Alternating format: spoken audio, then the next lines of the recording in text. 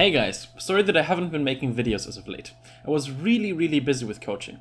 If you want to get yourself a session, make sure to head over to iostacks.com and join my Discord for some free VOD reviews and discounts. Link is in the description.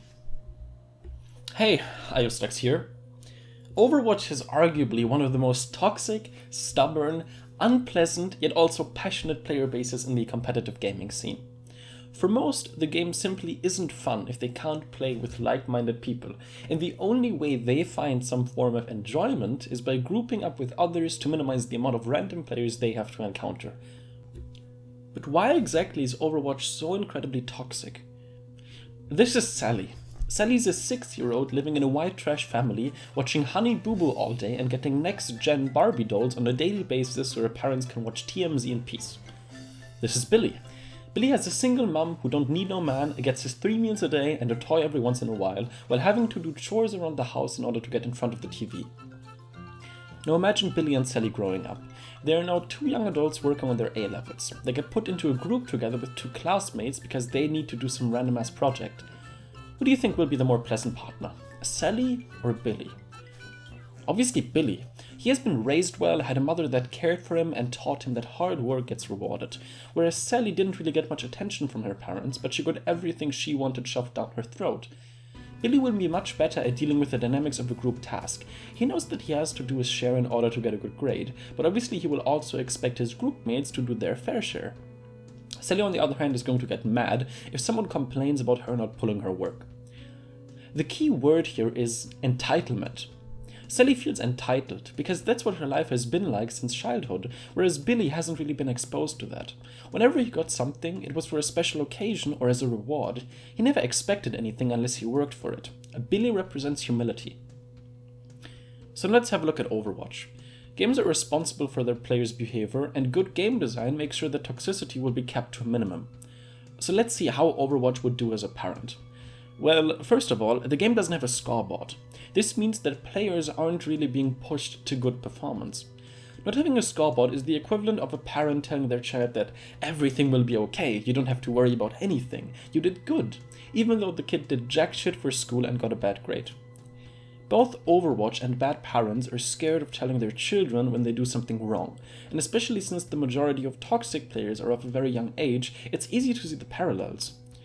With Overwatch not confronting players when they have a bad performance, players will feel entitled. They won't feel humility because they can't accept that they are the worst part of their team. Now you may think that this will lead to scapegoating, but look at the current game. People are already scapegoating if they have medals. It's just that right now they may scapegoat someone who's actually doing better than them. A scoreboard would add transparency and push players to improve. The majority of players who blame others are in reality among the bottom performers, and it would take their anonymity away. People couldn't just pretend they were superior. A scoreboard would prevent bad players from scapegoating, since they no longer have a justification. Obviously, it would give the people at the top of the scoreboard a reason to scapegoat. But if you are at the top of the scoreboard, you most likely are a player that wouldn't blame your shortcomings on someone else. That mindset doesn't get you to the top. Next up, passive Ult Charge generation. Now, I'm not arguing that this is a bad thing that should be changed, but it represents Blizzard's mindset towards the player base pretty well. The idea behind passive Ult Charge is that even the most useless player will get at least one ultimate every single game, simply by having it charge passively. Blizzard doesn't want to lock these strong abilities behind a skill wall, everyone should be able to get them. And that once again creates entitlement. Players don't really need to work as much for their Ult Charge because they will get it eventually anyways. One fundamental rule of building a healthy community is that you should never give people something for free. Overwatch is supposed to be a skill-based game, but it tries to make everyone happy. Let's look at bullet spread and recoil too. Games like CSGO are known for their intricate recoil control and the way movement velocity affects bullet accuracy. In CSGO, having your crosshair on the enemy's head does not guarantee a headshot, whereas if you look at most Overwatch characters, they either shoot perfectly accurate or they have minor spread that could just be replaced by having damage fall off over distance, meaning that it's really only added for flair. There is no difference between bullets only dealing 50% of their original damage at 15 meters of range, or adding in spread so that only 50% of bullets will hit after 15 meters. Especially new players can get really mad in CS because in their minds the shot should have landed. But their lack of skill made them miss the shot, either by not properly compensating for the recoil or by not moving quite as elegant as they thought they were. A few weeks ago, you couldn't even drop out of certain skill tiers. You could make it to Diamond, aka 3000 SR, and drop down all the way to 1000 SR without losing your shiny Diamond badge. And the season rewards? Golden guns don't represent skill, they represent grind. While the season rewards you get are based on your season high, not your end of season rating. The top 500 rewards are only handed out to players who actually finish in top 500. Why not for every other rating? The fascinating thing is that this isn't even exclusive to regular competitive players. Entitlement can even be found in high-level players. Some professional players can get really toxic for the same reasons. They are so used to their regular teammates that they feel like their ranked randoms are stealing something from them. They may feel entitled to win because they are the pro player and the opposing team is just a bunch of no-names. Players feel like they are owed something. The game makes them feel good, and players tend to associate good play with SR gains.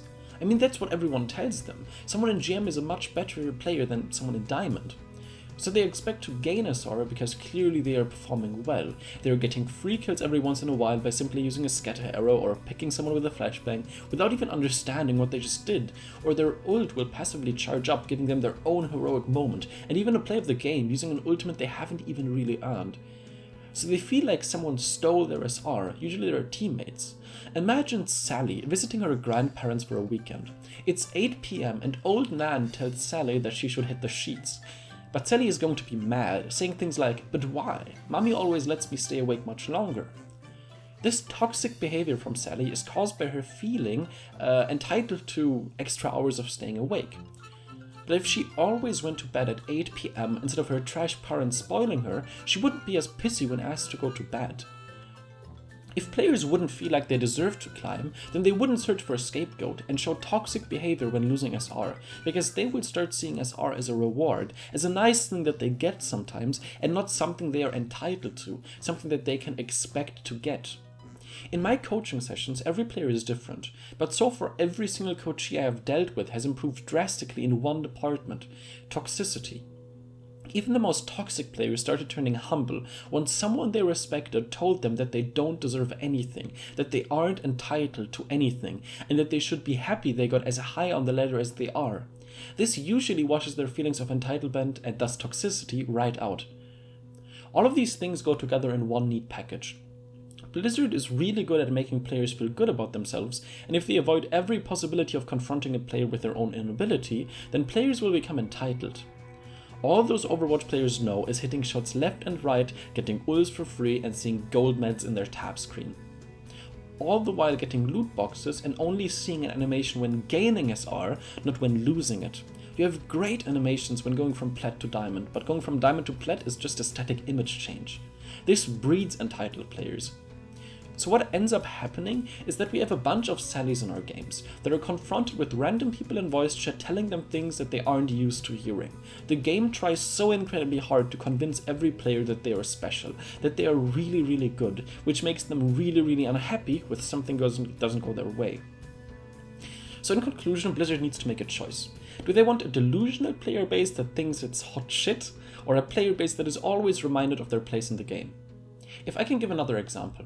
Most players get mad at their teammates not performing well. They get really, really agitated because their teammates aren't performing to their standards. But how do I deal with me being the best on the team and my team being trash?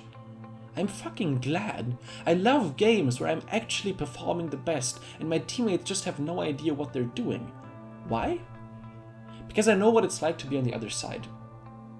I have been scrimming with people. I have played with very high tier players in both Overwatch and World of Warcraft.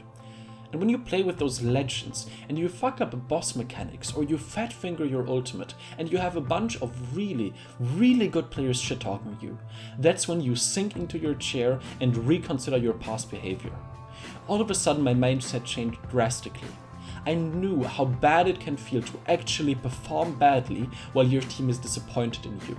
And once you have an experience like that, you are fucking glad if your teammates are bad, because you know how much worse it could be. And Blizzard needs to find a way to give players this sensation. They need to put players on the spot. They need to give players a reality check. Let them know when they just don't perform to their standards. Be honest with them, because honesty goes a long way, at least in competitive. In quick play, you can keep your sugarcoat land going, but if you want a healthy competitive experience, you need to give players incentive to not be toxic. When I played CSGO casually, I was feeling really bad when I was at the bottom of the scoreboard, and my teammates were trying really hard to carry me but couldn't. That's what sparked this improvement-oriented mindset that I have. I don't try to get better at games because I want to prove to myself how good I can be. I want to get better at games because I know the feeling of disappointing others.